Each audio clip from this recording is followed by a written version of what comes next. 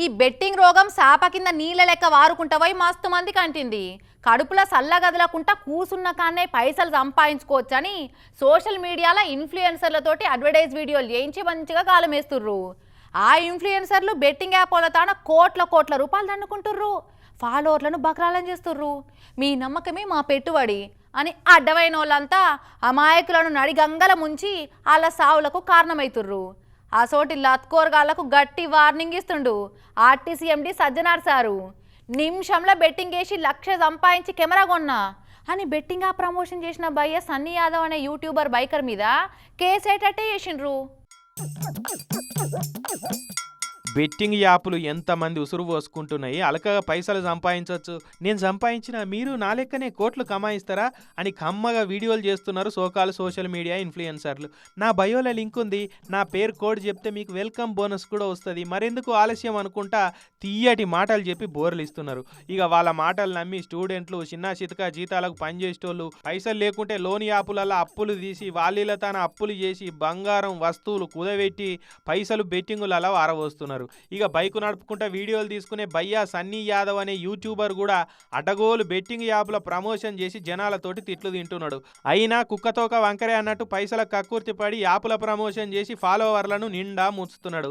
అగో ఆ పోరని మీద సూర్యాపేట నూతన్కల్ పోలీస్ స్టేషన్లో కేసు అయింది. ఆ కేసు మీద ఆ పోరాన్ని అరెస్ట్ చేసి లోపటేస్తామని సూర్యాపేట డిఎస్పీ రవిసార్ చెప్తున్నాడు. ఇనురి ఇతడు తన యూట్యూబ్ ఛానల్లో, ఇన్స్టాగ్రామ్లో, ఫేస్బుక్లో మొదలైన సోషల్ మీడియాలో బెట్టింగ్ యాప్స్కి సంబంధించి ప్రమోట్ చేస్తున్నాడు.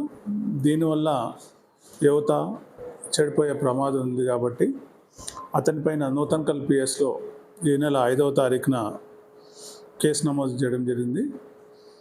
అతన్ని అరెస్ట్ చేసేది ఉంది. ప్రస్తుతం అతడు అబ్స్కాండింగ్లో ఉన్నాడు.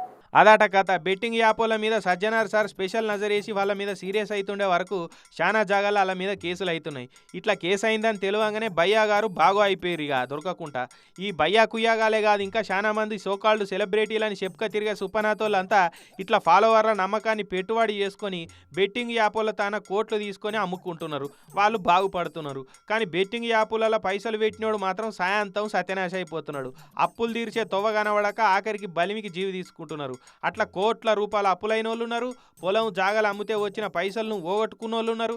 అంతేందుకు మొన్నటికి మొన్న ఆంధ్రాల పింఛన్ పైసలతోటి కూడా పరారైండు ఒకడు. బెట్టింగులలో లాస్ అయ్యి ఆ పని చేసిన అని చెప్పుకోవచ్చిండు. ఇక గీ తీరా చెప్పుకుంటూ పోతే బెట్టింగ్ యాప్లతోటి నాశనం అయిన వాళ్ళు ఎంతో మంది ఉన్నారు.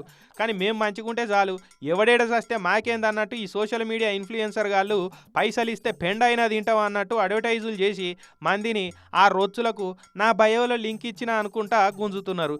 ఇసొంటి మోసగాళ్లను లోపటేసి బయటకు రాకుండా చేయాలి. ఇంకొకడు ఎవడన్నా బెట్టింగ్ యాప్ ప్రమోషన్ అంటేనే వెన్నుల వణుకు పుట్టించే పనిష్మెంట్ ఇవ్వాలి. అట్లనే బెట్టింగ్ యాప్లను సర్కారు వాళ్ళు కూడా పురాగా లేకుండా చేయాలి అని అంటున్నారు ఆగమైన బాధితులు.